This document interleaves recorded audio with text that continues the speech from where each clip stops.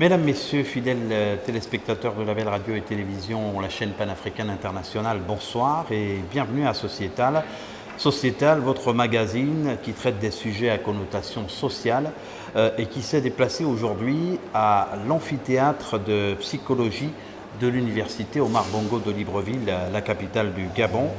Nous sommes justement en présence de Tessa Moundiégou, enseignant au département de psychologie de l'université Omar Bongo, donc de Libreville, la capitale du Gabon. Et pour ce thème, le thème qui est en rapport bien sûr avec la situation des mineurs, les mineurs victimes de violences sexuelles, les mineurs sont-ils victimes de prédateurs? C'est une question que nous allons explorer lors de cette émission et qui va faire l'objet de l'intervention également de notre correspondante à Yaoundé, au Cameroun, Élise Kenimbeni, que nous allons avoir à un certain niveau de cette émission. Tessa Moundiégou, bonsoir. Monsieur Aziz, bonsoir. Alors, les cas de violences sexuelles sur les mineurs sont de plus en plus nombreux et on a eu un cas récemment à Libreville au Gabon. On en a eu il y a 11 mois au Cameroun, un cas retentissant qui a fait l'objet d'un reportage de la part d'une chaîne de télévision. Peut-on commencer par dresser un profil du prédateur sexuel?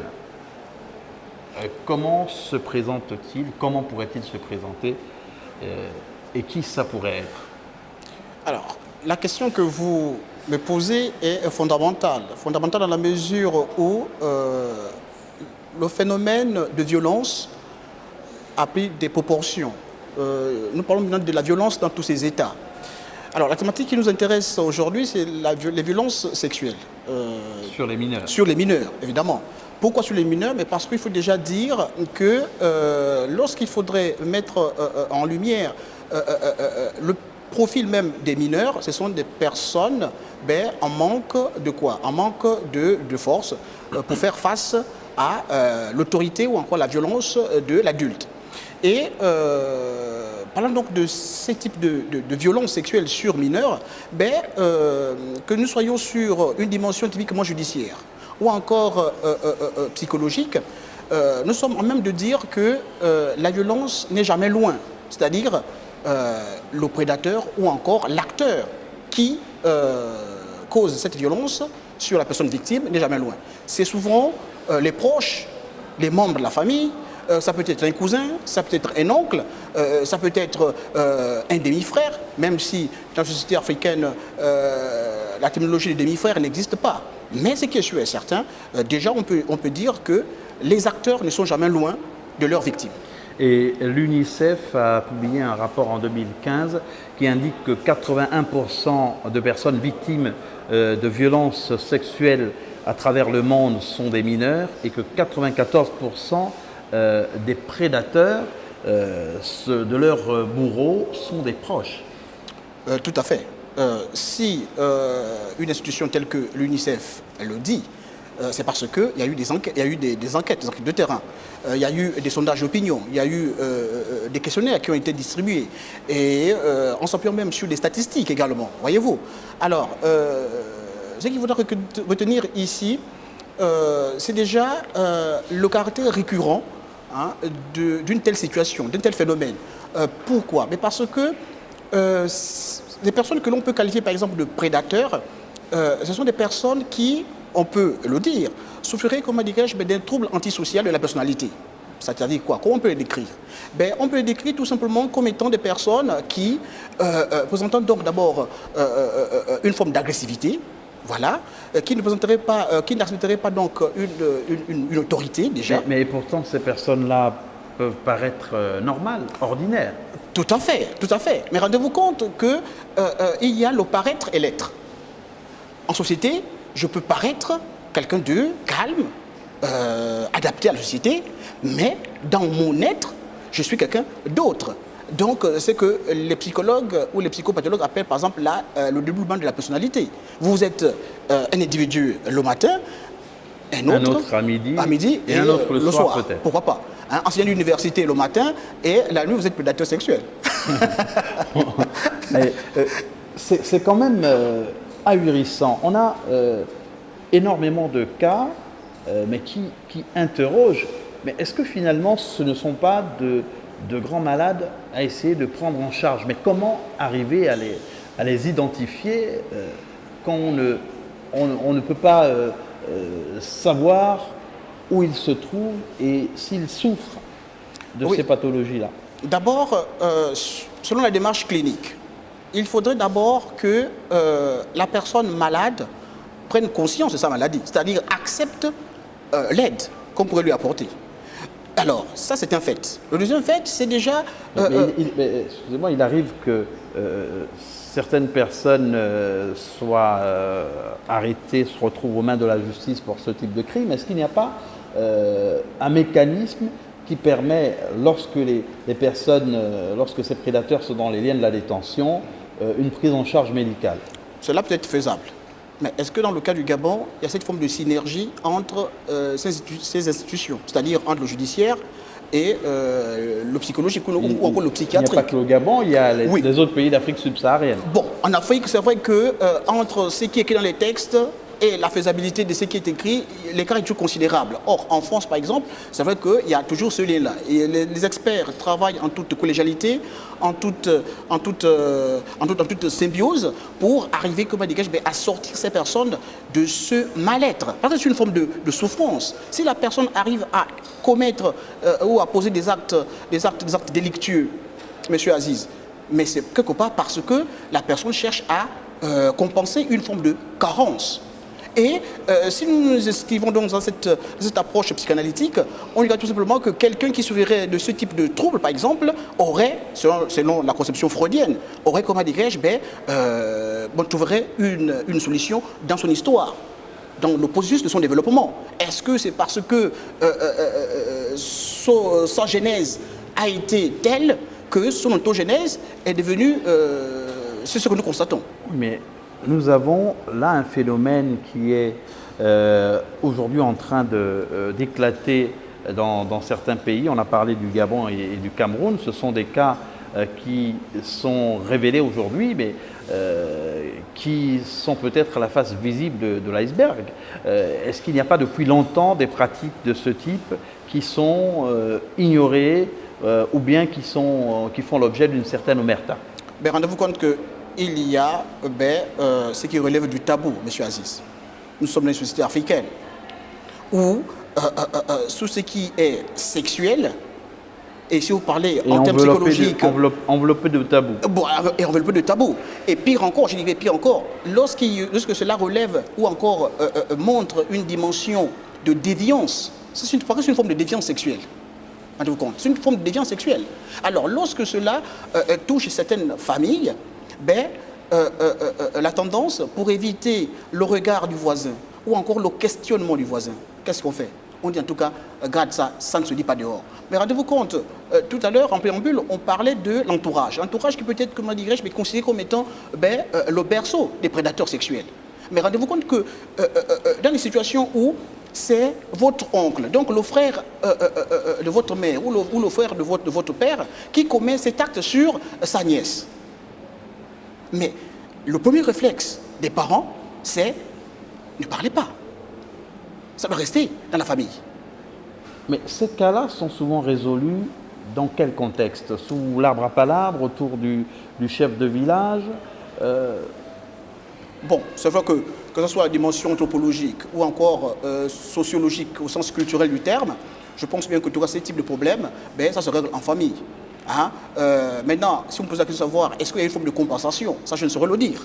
Mais c'est à chaque famille de déterminer la compensation qui peut aller ou qui peut être mesurée en fonction donc, du délit. Hein? Jusqu'où cette déviance est allée. Est-ce qu'il y a une forme de chronicité, par exemple? Ce sont des questions, par exemple, que le père, la mère ou encore la famille peut se poser. Et même là, j'irais même très loin en disant, mais il y a des situations où l'extrême est arrivé. L'extrême, c'est quoi? C'est la conception d'enfants qui sortent de cette relation. Et ce que les anthropologues appellent l'inceste.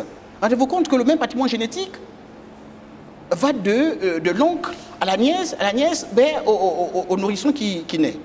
Nous sommes dans une forme de systémique qui montre la suffisance qu'en tout cas les tares que vous portez sont les tares que vous communiquez comme à l'enfant qui naît. Donc il va se perpétuer. Tout à fait. Des vices à l'infini et peut-être que ça pourrait générer d'autres drames. Hein. On se souvient qu'au Cameroun, il y a 11 mois environ, un cas de violence sur mineurs a été révélé à Douala par une chaîne de télévision, Equinox TV. C'était dans un quartier de Douala, un quartier populaire. Et ces violences, selon le reportage, ont été perpétrées pendant plus de 2 ans, jusqu'à ce que l'affaire soit mise au grand jour et que finalement les parents acceptent de délier les langues, de s'exprimer. Il s'en est suivi des mesures, on va dire, judiciaires, l'incarcération de ce prédateur sexuel. Mais on a en ligne donc notre correspondante au Cameroun, je parlais d'Élise Kenimbeni, qui a suivi ce sujet et qui va nous dire un peu s'il y a eu d'autres cas similaires.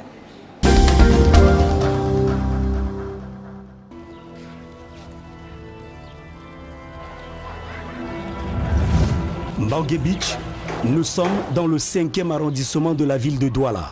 À notre arrivée, quelques familles sont en concertation. Elles revisitent les déclarations de leurs enfants et n'en reviennent pas. Dans ce quartier, la misère se broie à pleines dents. Des maisons abandonnées,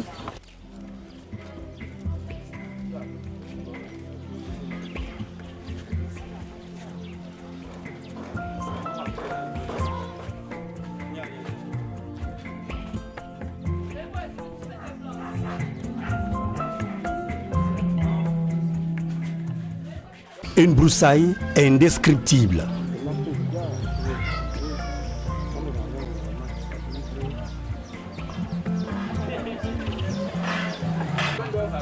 Sur le site de ce chantier, certains parents victimes nous montrent ce qu'ils appellent la chambre d'hôtel de Watt, le lieu où il commet la plupart de ses forfaits.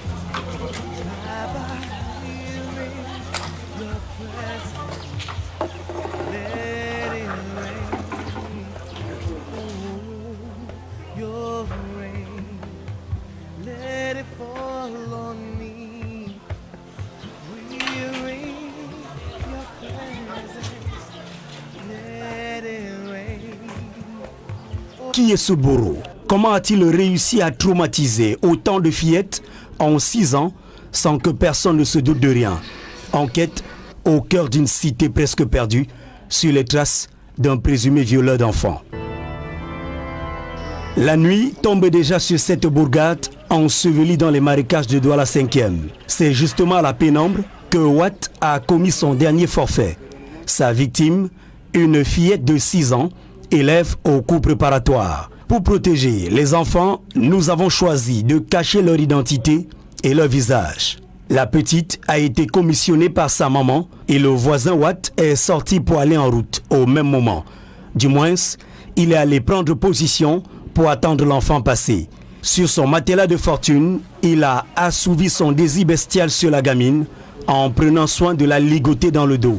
À la fin, il lui donne une pièce d'argent et la fait jurer de garder leur petit secret.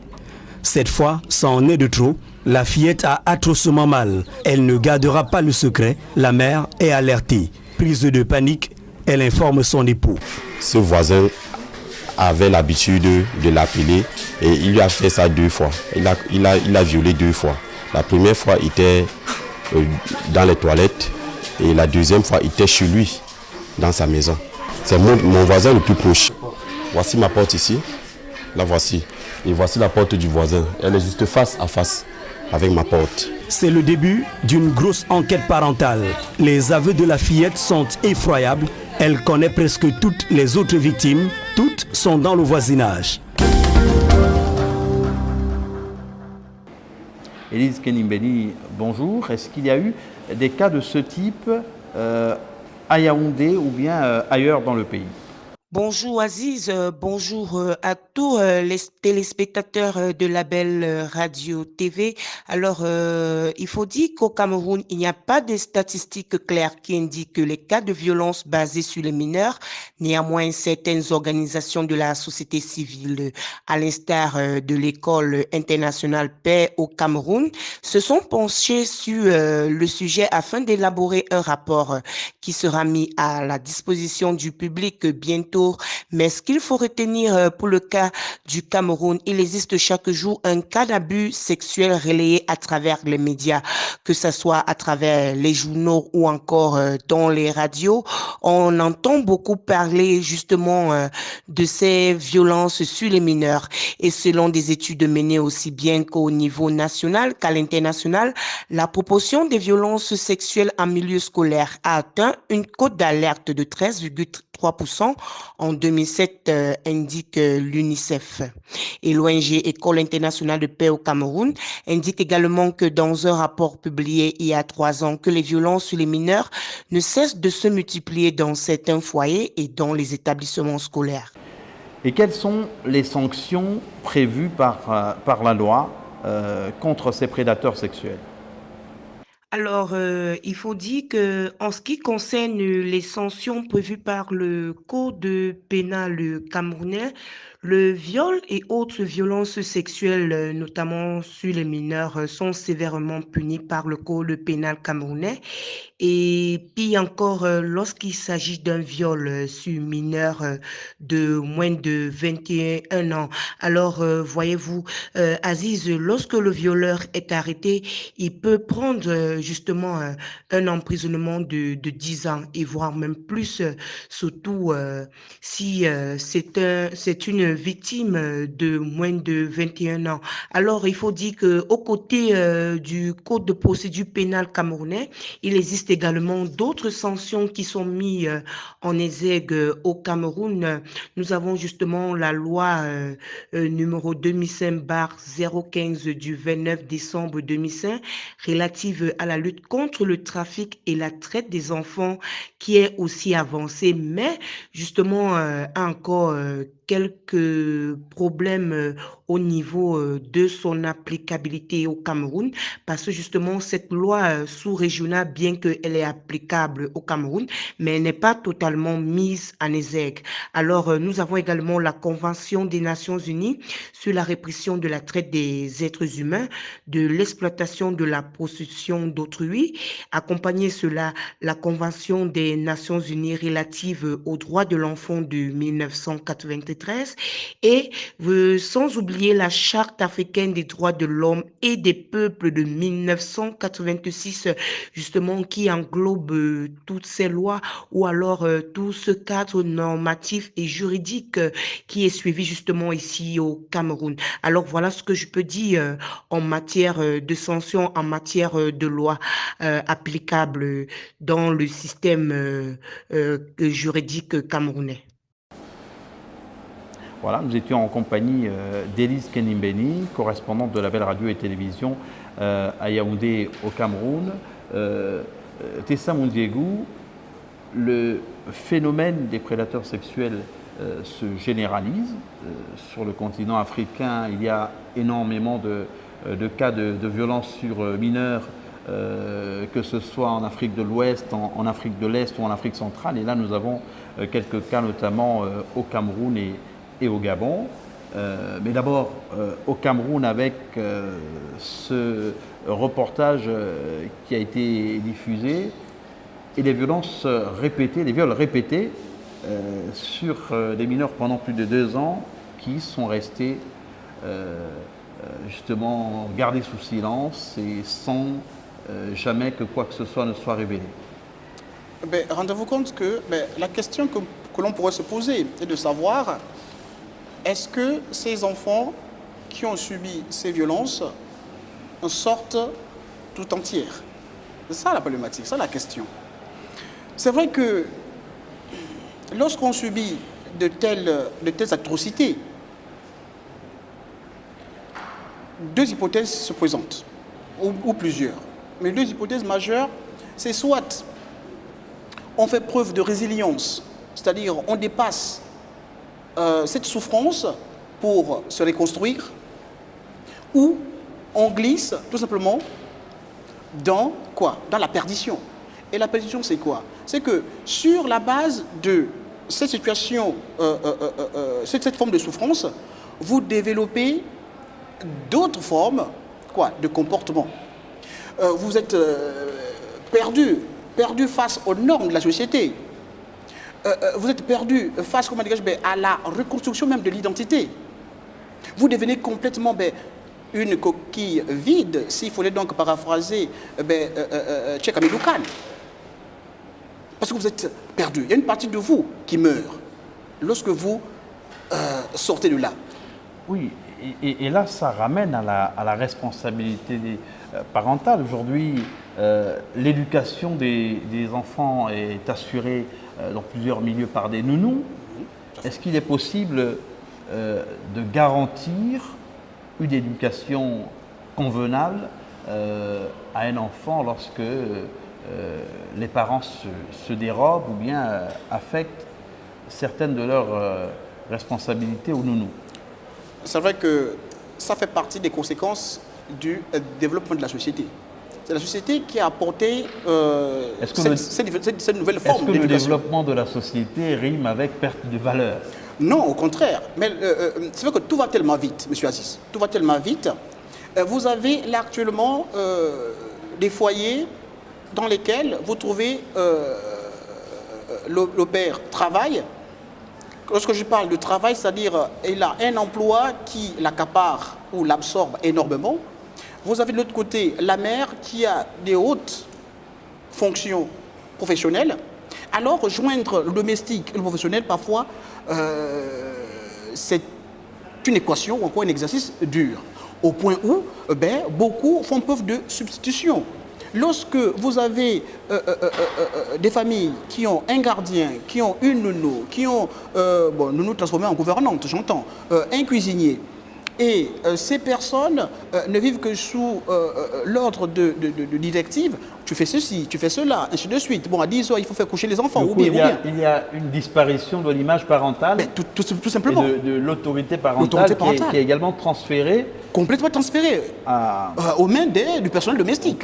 Mais qu'est-ce que ce personnel domestique peut inculquer comme, entre guillemets, comme valeur aux enfants? À part évoluer dans une forme de psychisme, ce conditionnement qui consiste à donner à manger, donner le bain ou encore coucher les enfants. C'est clair. Mais les enfants ont besoin quoi? Du discours des parents, hein? Une forme de reconnaissance, une forme de réconfort. Ben, qu'est-ce que tu as fait à l'école, par exemple? Ah ben, tu as de bonnes notes. C'est bien, il faut faire comme moi, mon fils, ma fille. Non, tu n'as pas une bonne note. Il faudra travailler, fournir plus d'efforts, ainsi de suite. Les enfants ont besoin de ça. Et c'est ce qui construit la personnalité de tout individu. Mais lorsque l'image paternelle n'y est pas, mais vous cherchez une image de substitution. C'est vrai que dans la société africaine, gabonaise en l'occurrence, on a tendance à se dire, ok, comme je n'ai pas eu un père, je vais faire preuve de déplacement. L'image entre guillemets paternelle qui va m'aider à construire ma personnalité, c'est l'image de mon oncle. Ok. Et lorsqu'on construit sa personnalité autour d'éléments autres que les parents, notamment le papa ou la maman, il y a des risques que les enfants soient exposés à ce type de phénomène? La probabilité est grande. La probabilité est grande. Et grande pourquoi? Parce que, consciemment ou inconsciemment, dans le processus du développement, on a besoin de balises, on a besoin de repères, on a besoin de ces images. C'est clair. Parce que rendez-vous compte que lorsqu'on s'inscrit dans cette approche freudienne, le développement, pour le petit garçon, l'image paternelle, c'est le père, c'est la force, c'est l'homme idéal, et ainsi de suite. Est-ce que vous voyez? Bon, chez la fille, c'est vrai que la mère, je dois être comme elle. Bon, tout cela arrive après la résolution du fameux complexe de type. Bon, on va pas revenir là-dessus. On voit aussi le modèle. Le modèle, voilà, tout à fait. Voilà. Il faut que je sois comme mon père, il faut que je sois comme ma mère, ainsi de suite, ainsi de suite. Ben oui, mais lorsque ces repères n'y sont pas. Nous sommes comme dans une forme de tourbillon. Et ce n'est pas étonnant, par exemple, que vous avez des personnes qui adoptent des comportements, entre guillemets, qu'on qualifierait comme d'antisocial, tout simplement parce que ces dernières n'ont pas bénéficié de tout ce qu'on évoque, tout ce processus. Mais est-ce à dire que, que ces prédateurs sexuels sont des marginaux? Est-ce que finalement, on n'a pas affaire à des personnes qui ont trouvé un créneau, parce que parfois fortunés, pour satisfaire d'une certaine façon leur libido? Mais rendez-vous compte que ça fait partie du loisir.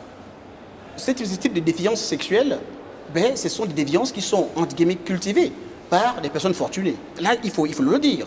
Ben, qu'est-ce que je veux dire par là? Ben, je veux dire tout simplement que ces personnes sont à la recherche des sensations fortes. En gros, on a tout fait, on a touché à toutes les drogues. Alors, qu'est-ce qui peut encore nous fournir une sensation? Qu'est-ce qui peut faire en sorte qu'on puisse avoir une montée d'adrénaline? Ben, pourquoi pas ne pas oser ou encore tenter cette forme de défiance sexuelle sur mineurs, j'entends. Ça nous permet d'arriver à la situation au Gabon, avec ces audios que tout le monde a pu écouter sur WhatsApp. Dans un établissement secondaire de la ville, eh bien, une mineure rabattait ses condisciples pour des gens fortunés qui offraient un iPhone et une somme d'argent faramineuse pour les filles de cet âge, 1 million de francs CFA. Mais tout cela, à quelle fin? Dans quel but? Bonne question, M. Aziz. Bonne question. À quelle fin? Parce que lorsque certaines personnes, ou bien une personne met en place ce dispositif, c'est pour espérer une conséquence. Une conséquence qui pourrait être à la hauteur de ses attentes.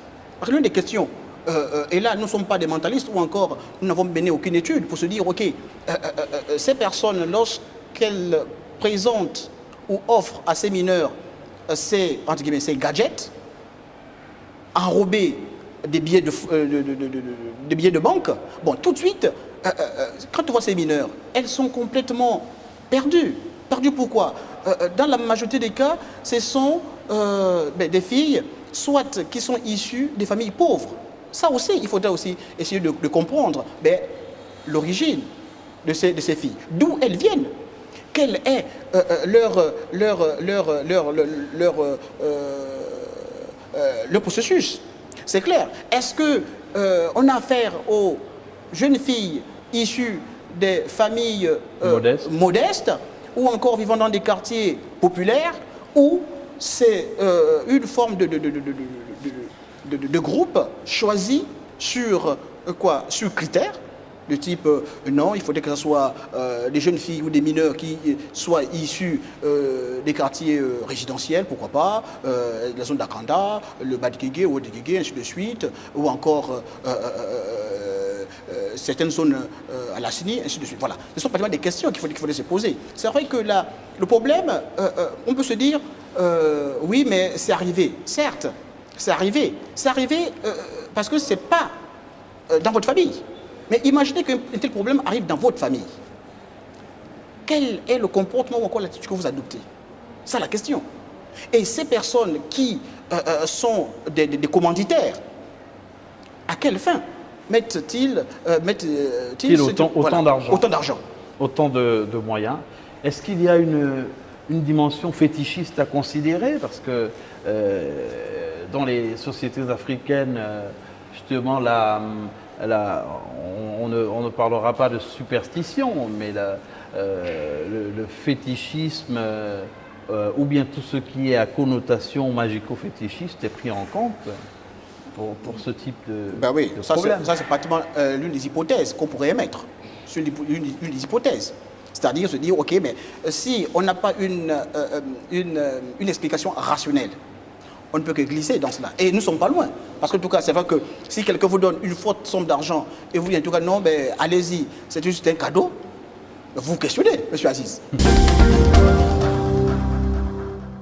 Alors, la question du prédateur sexuel autour des mineurs n'est qu'une question délicate. Parce qu'en principe, il est tout à fait inquiétant, tout à fait atroce de constater qu'il y ait des individus qui développent de l'agressivité sur le mineur. Parce que l'agressivité portée à l'endroit du mineur est une agressivité totalement délicate, parce qu'il s'agit là d'un phénomène qui détruit la vie sociale, la vie affective, la vie intellectuelle et même l'intégration sociale du mineur. Donc je pense que c'est un problème totalement délicat et totalement inconcevable. Je trouve que c'est désolant. Déjà, tous les mots que vous utilisez pour poser cette question constituent pour moi un effet de regret. Parce que ça ne va pas dans le bon sens de la vie en paix dans la société. Ça ne devait même pas révéler de notre tradition. C'est regrettable. Cela n'est pas bien, je dénonce que c'est pas bon.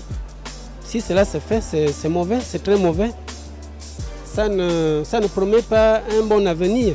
Pour ceux qui le font, pour ceux qui l'organisent, ça ne promet pas un bon avenir. On regrette, on regrette.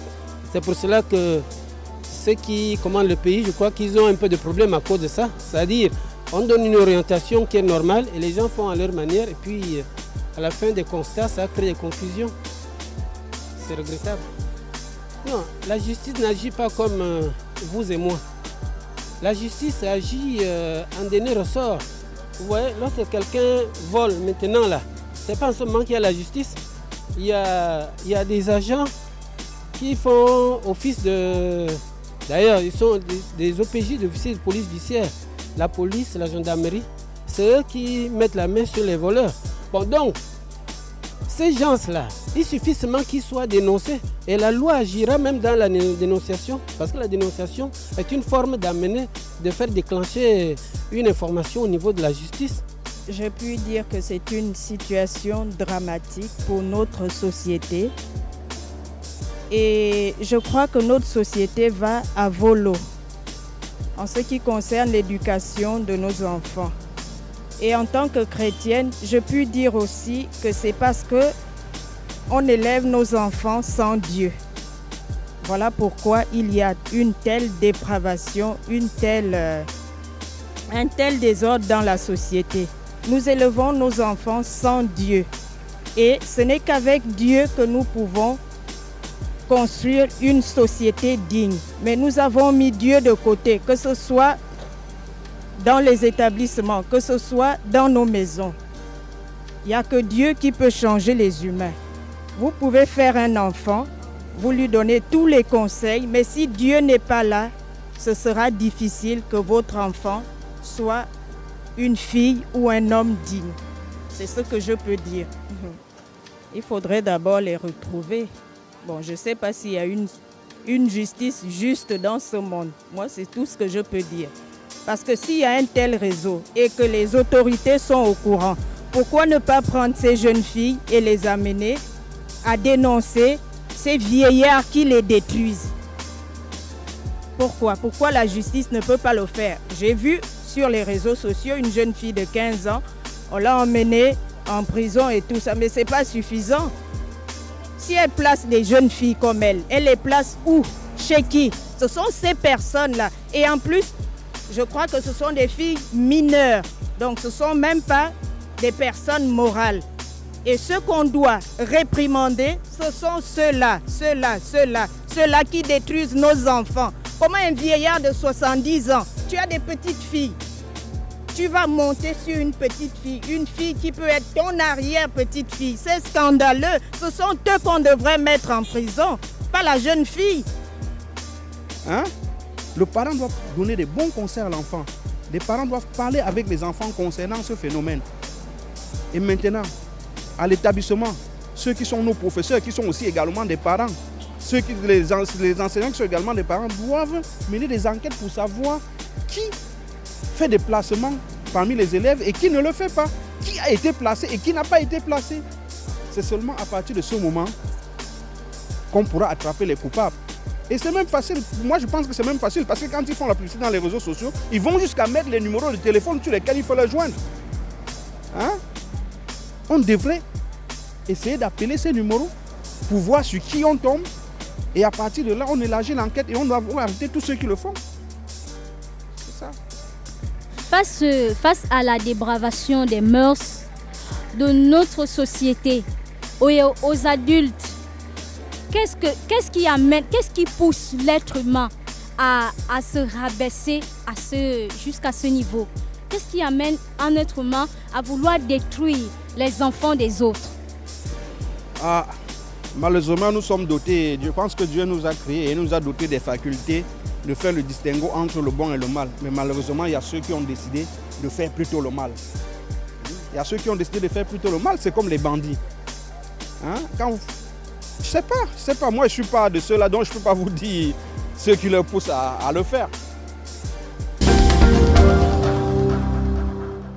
Vous vous questionnez, mais ça peut être un malade qui s'ignore, comme ça a été dit tout à l'heure.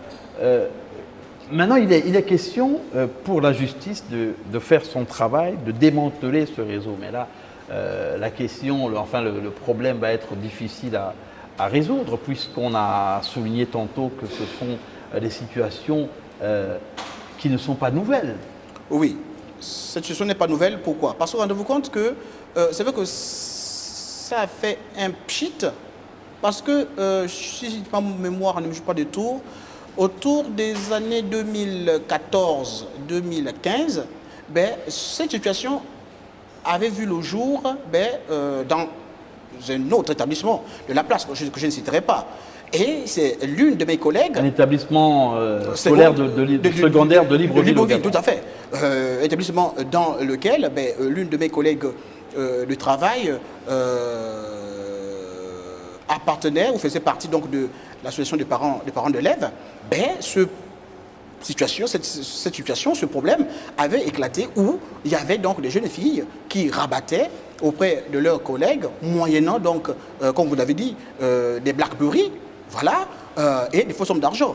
Des BlackBerry, donc des téléphones de grande valeur. De grande valeur, tout à fait. Et lorsque ces dernières arrivaient donc à leur fin, elles se réunissaient dans un hôtel de la place, dans un hôtel où certains hommes arrivaient et pratiquaient ce qu'ils avaient à pratiquer. Suivez mon regard. Et c'était... là, ils avaient le sentiment que c'était simplement les gens qui venaient satisfaire leur libido, ou bien il y avait derrière un aspect peut-être ésotérique? Ça, c'est la question que vous et moi, nous nous posons. Je ne saurais comment m'investir dans une forme de déduction sans pourtant avoir des preuves ou avoir mené une étude. Nous sommes dans un cadre typiquement scientifique ou encore rationnel, voyez-vous. Mais bon. Donc en l'absence de preuves que ça pourrait avoir un côté, on va dire, en rapport avec la sorcellerie ou le fétichisme, on va considérer à la base que ce sont des personnes qui devraient être prises en charge, des malades qui s'ignorent. Mais tout à fait, des malades qui s'ignorent. C'est vrai que l'être humain est toujours à la recherche des sensations. Lorsque vous avez expérimenté quelque chose, si cela vous a procuré une forme d'épanouissement, une forme de satisfaction, la probabilité que vous repreniez l'expérience, elle est grande. Pourquoi? Parce que nul n'accepte le déplaisir.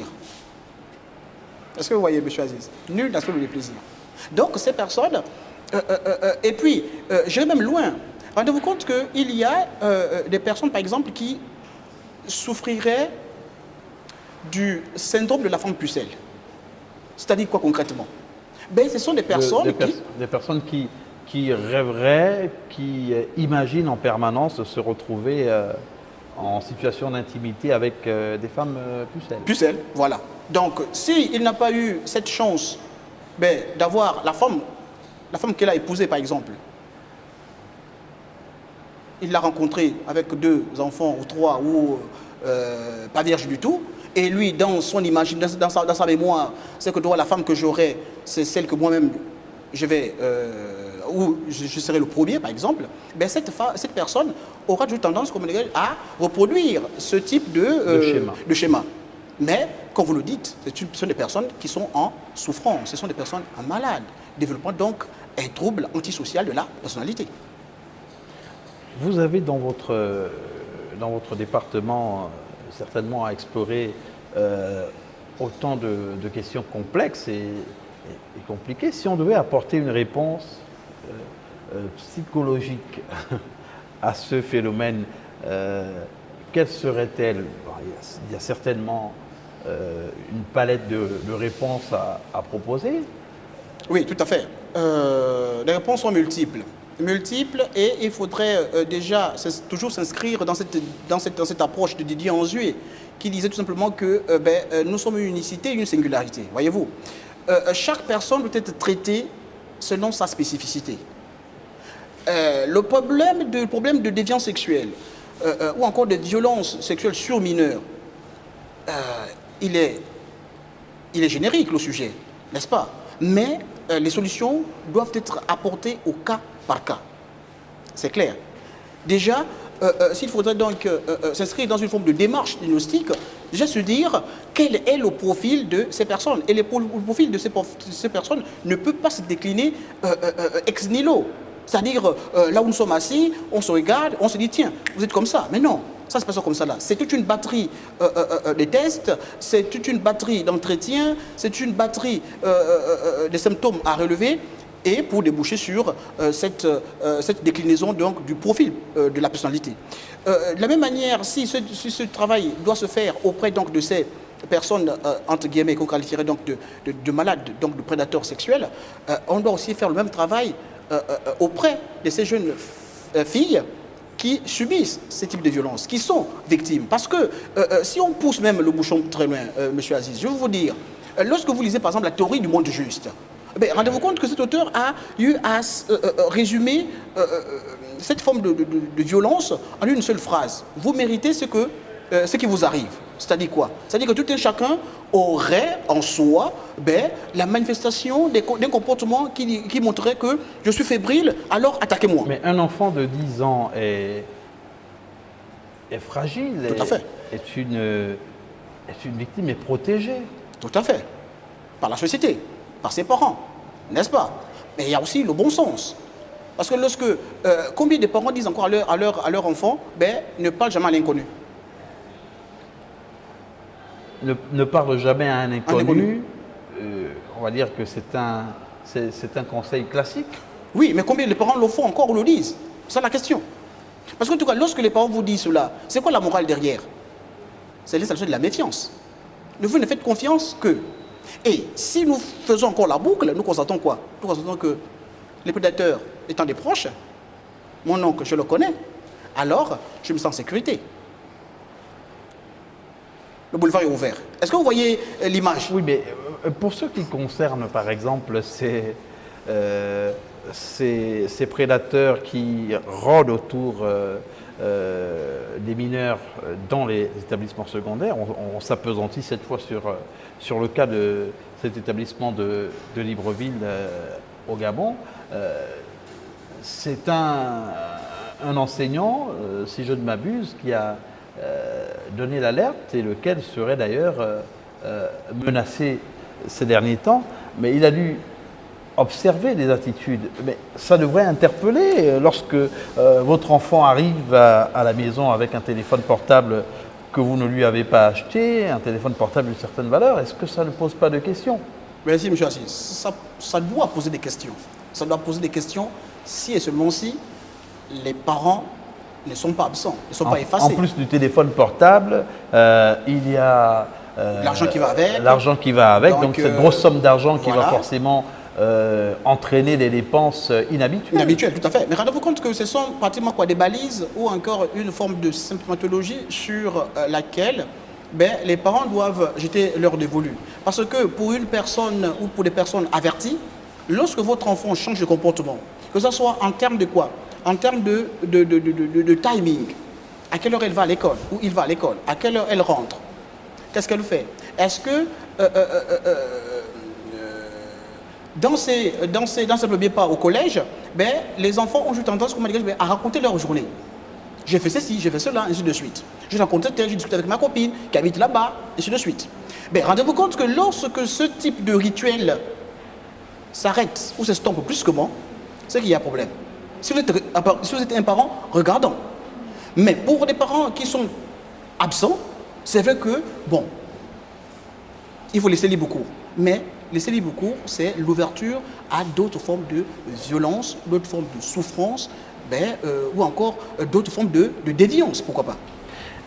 Et là, ça interpelle également l'encadrement au niveau des établissements scolaires, puisqu'il y a eu dans la foulée un autre scandale de ce type qui a éclaté dans un collège toujours au sein de la capitale gabonaise. Et des voix se sont fait entendre pour dire que ce sont des cas, on va dire, qui sont connus de plus belle lurette. Oui, c'est vrai que s'exprimer ainsi, c'est battre en brèche la profondeur même de la situation. C'est vrai que beaucoup de légèreté. Et ça, il faudrait vraiment condamner cela. Parce que rendez-vous compte que même si cela est connu, mais qu'est-ce qui est mis en place pour que ça s'arrête? Ça s'arrête. Donc, nous sommes comme une forme de quoi? De caution tacite,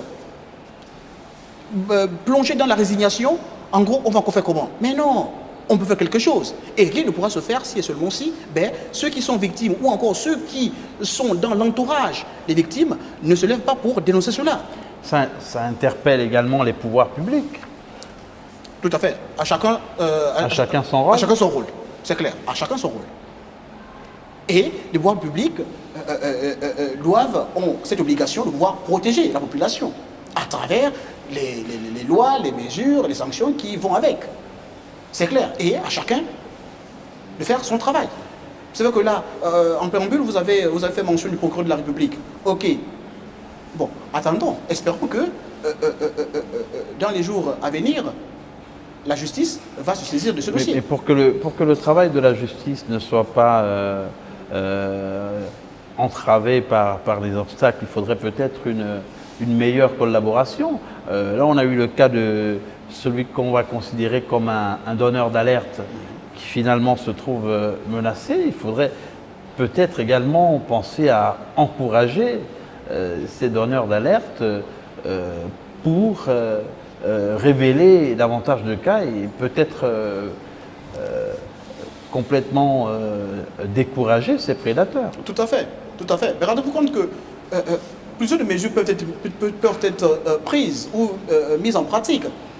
Bon, vous allez me dire, ben oui, c'est ailleurs. En France, par exemple, rendez-vous compte que lorsque il y a enlèvement d'enfants, je ne sais pas si vous avez remarqué que aussitôt que l'information arrive à la police, ben, toutes les chaînes de radio et les télévisions diffusent le communiqué ou diffusent l'image de l'enfant qui a été kidnappé.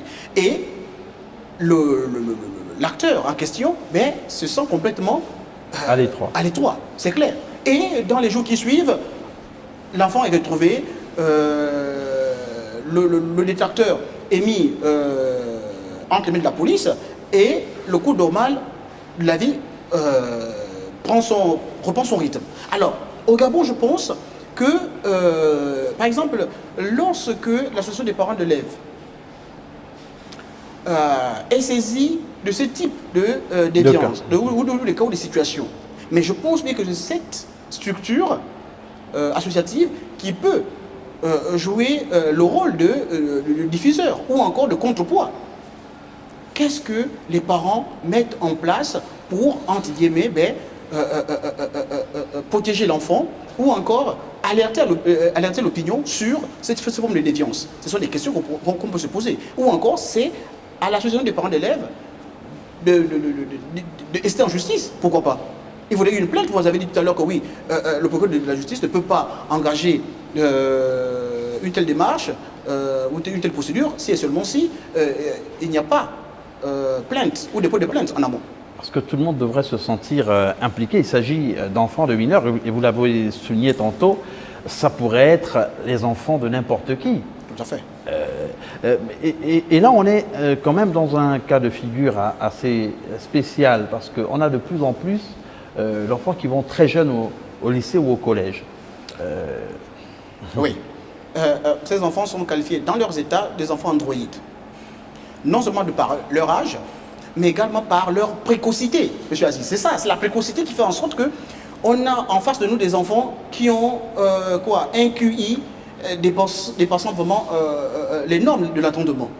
Hein, avec votre petite fille par exemple, c'est elle qui va vous montrer des applications. Papa, donne-moi ton téléphone, je fais. Comment ça se fait? Au lieu que ce soit vous qui lui montriez comment ça fonctionne, non, c'est elle qui vous montre comment ça fonctionne. Bon, bref. Parlons de cette précocité, ça montre à suffisance combien de fois les enfants sont plus ou moins laissés à l'aventure, comme ça, ou du moins donnés à la vie, sans pourtant qu'il y ait des garde-fous. Beaucoup d'enfants ne sont même pas préparés. Que oui, toi, écoute, mon grand, l'année prochaine, tu seras au collège, tu sais, au collège, voilà comment ça fonctionne. Parce que la violence, c'est la violence dans tous ses états. C'est clair qu'elle peut commencer, comme dit au sein de la cellule familiale, entre le groupe des pères, ou encore au quartier, à la maison. Ça peut perdurer au collège, ça peut continuer à l'université. Puis surtout quand même, à l'université, on parle de violence. Et voilà, nous ne sommes pas étonnés que, par exemple, des mineurs au collège ou au lycée soient victimes de telles formes de violence. Sociétal a donc eu pour thème aujourd'hui les mineurs sont-ils victimes de prédateurs sexuels. On a également fait le tour de la question en essayant de dresser le profil de ces malades qui s'ignorent. On espère que les pouvoirs publics feront dans la plupart de nos pays, notamment en Afrique subsaharienne, les efforts nécessaires pour permettre à la justice de mettre hors d'état de nuire ces criminels qui se cachent parfois dans de beaux habits et de gros véhicules. Merci à vous, Tessa Monziégou, d'avoir répondu à notre invitation et très bonne suite de programmes sur Label Radio et Télévision, la chaîne panafricaine internationale.